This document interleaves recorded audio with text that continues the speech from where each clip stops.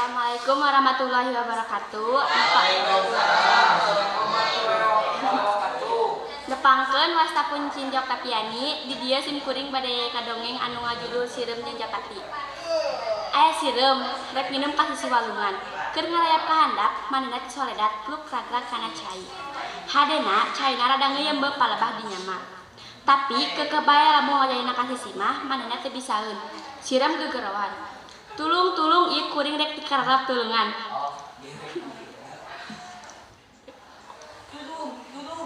Kabeneran aya Japati keur cindetan di dadahan kai anu nyador ka walungan.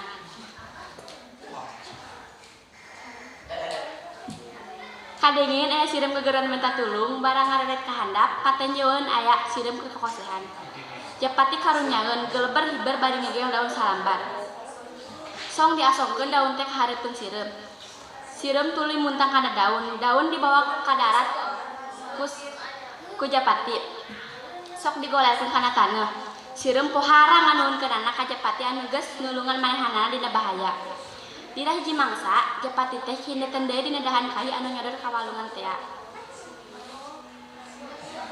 Sireum nu baheula ditulungan ku manehanana oge kabeneran aya dina handapeun tangkal. Harita ti kajauhan aya paninggaran nyampeurkeun lempangna ka katayepan. Tetalangke deui buru-buru sireum nyampeurkeun Japati bari ngahrewos ka manehna. He Japati buru-buru gerah hiber tuh aya paninggaran keur ngintip. Paninggaran geus ngawengkang bedilna.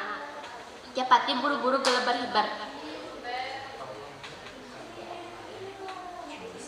Isukna Japati papangi deui jeung sireum. Cek Japati, nuhun pisan sakadang sireum kuring geus ditulungan ku anjeun lepas tina balai. Jawab sireum, ari eta mah kapanan kawajiban sararea. Nulungan batu nu rek menang bahaya eta wajib. Komo ieu mah kuring teh hirup keneh lantaran geus dibantuan ku sampean.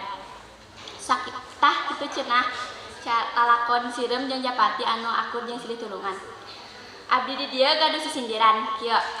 Itu lain langlayangan manuk heulang puputaran hirup teh teu sorangan kudu daek silih tulungan. Sakitu anu pikahatur. Wassalamualaikum warahmatullahi wabarakatuh.